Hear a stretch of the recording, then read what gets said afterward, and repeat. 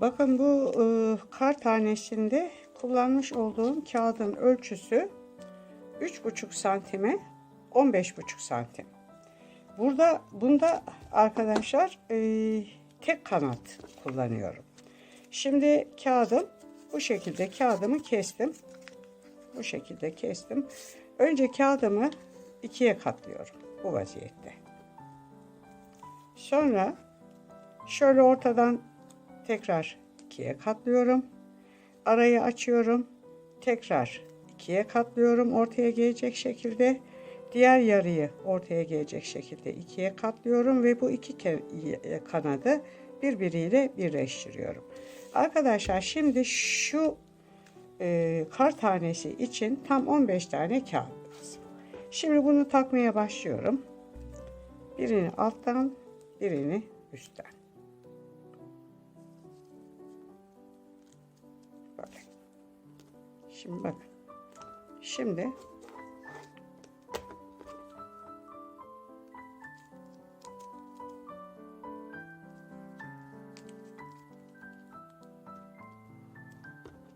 bu ara açık.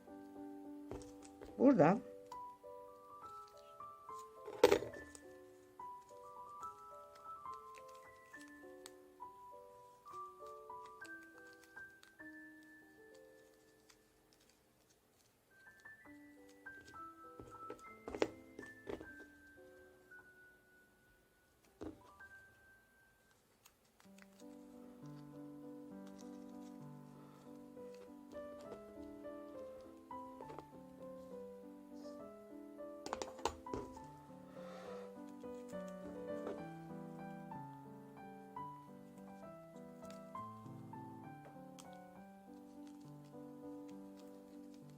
birbirine geçen kareler yapıyoruz arkadaşlar.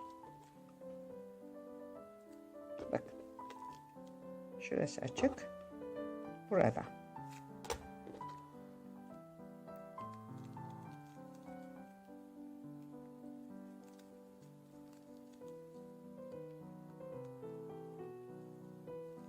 Bu desen çok güzel arkadaşlar. Bunu ben işte yılbaşı için kapıya süs yapacağım bu kağıttan. Bu ve sarıdan. O çayın şeysi hakikaten çok güzel deseni. Şöyle.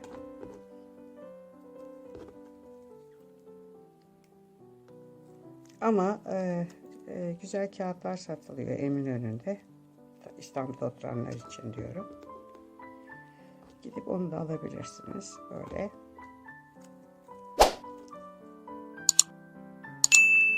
Bunun boyunu büyütebilirsiniz, ebadını.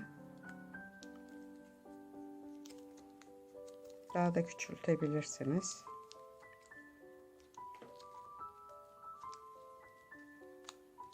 Bakın. Şuraya açık.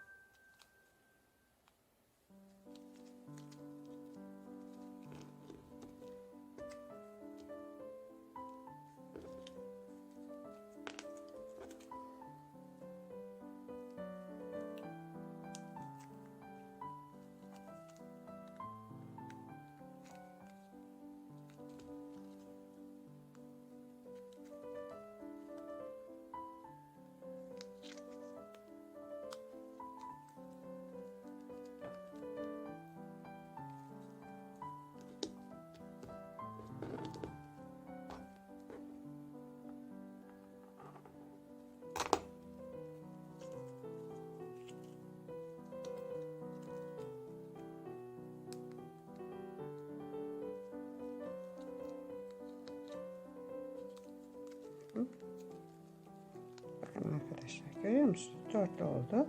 Şimdi şuradan, şu aradan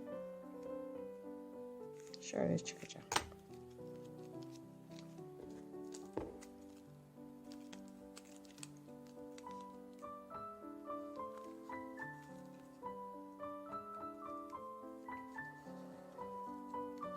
Evet. Şimdi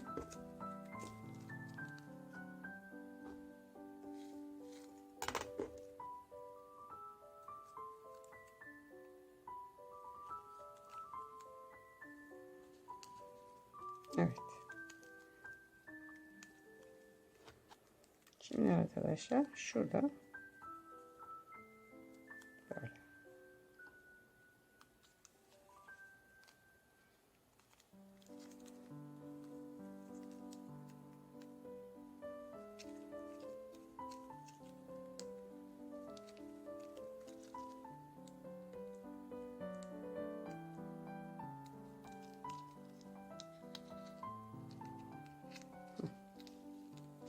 Tamam mı arkadaşlar? Bakın.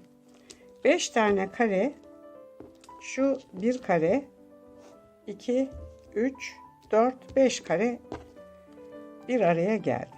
Şimdi arkadaşlar yapacağımız şey şu. Şu en son taktığımın katını açıyorum. Ve bunları birleştiriyorum artık. Katını açıyorum. Şöyle açtım. Ve şu ilk başta taktığım, bunu şöyle kıvırıyorum. Ve ilk başta taktığım şu var ya arkadaşlar, şu. Şuradan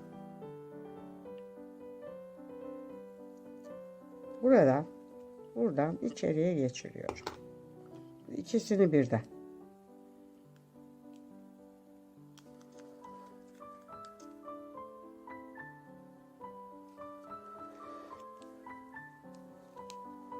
İkisini birden buradan geçirdim arkadaşlar. Bakın şöyle çekiyorum.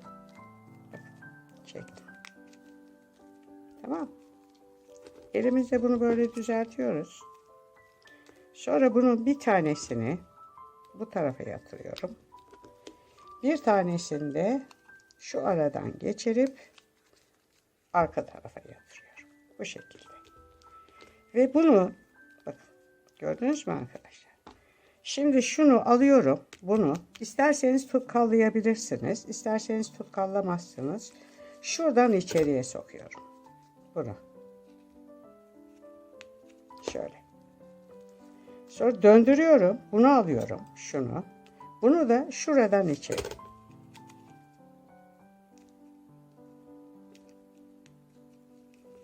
Bakın. Bu şekilde soktum.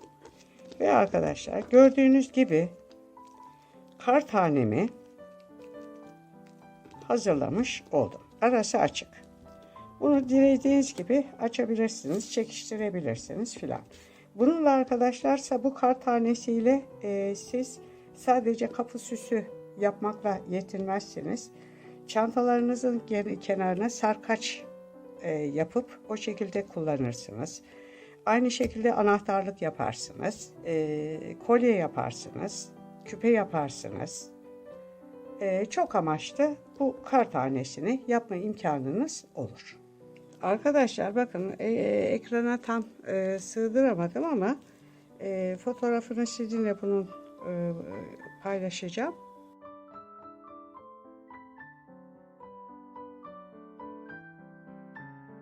Şimdi şu şekilde bakın şuralardan birleştireceğim.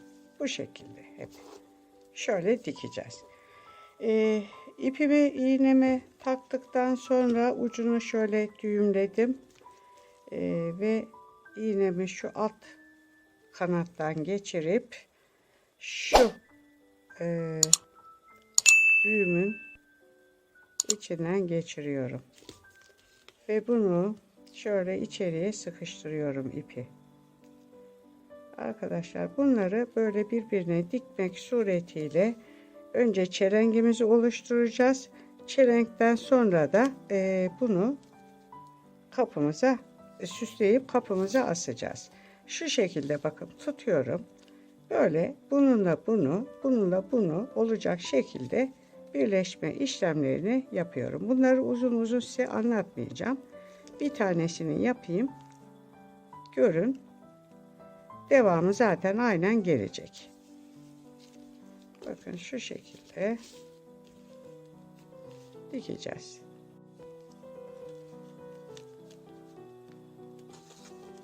Bakın arkadaşlar burayı diktim.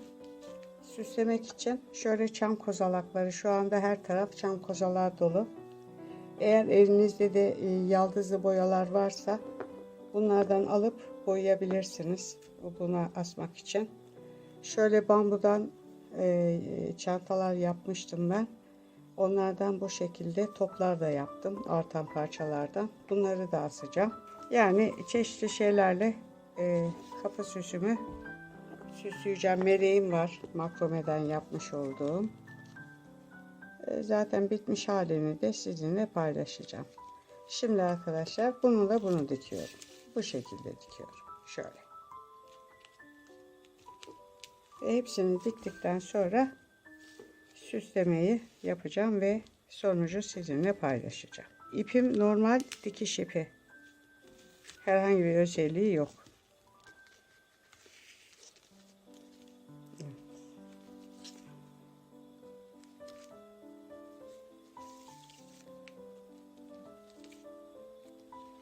Şimdi şuraya kadar gelip şunu birleştireceğim arkadaşlar. Şöyle. İpimi kopartmadan içinden dolaşarak geçiyorum ve şuraya geliyorum. Şunu dikiyorum bu sefer. Bunu.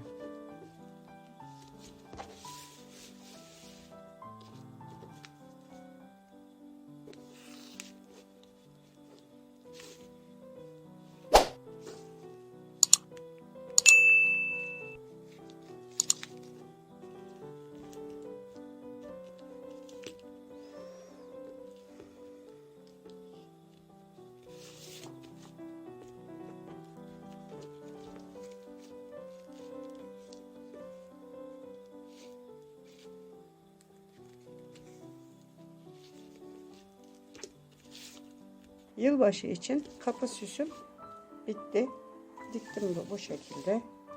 Ekrana bütün olarak sığmıyor arkadaşlar ama böyle döndürerek gösteriyorum size. Şimdi bunların ucuna şu kozalakları boyadım. Sarı yaldız ve gümüş renkli olarak. Şöyle şeytan pabucum var. Şöyle çarığım var. Bunlarla da süsledikten sonra kapıma asacağım. Videom burada sona erdi. Videomu beğenmeyi, kanalıma abone olmayı unutmazsanız mutlu olurum. Bundan sonraki videolarda görüşmek üzere. Hoşça kalın.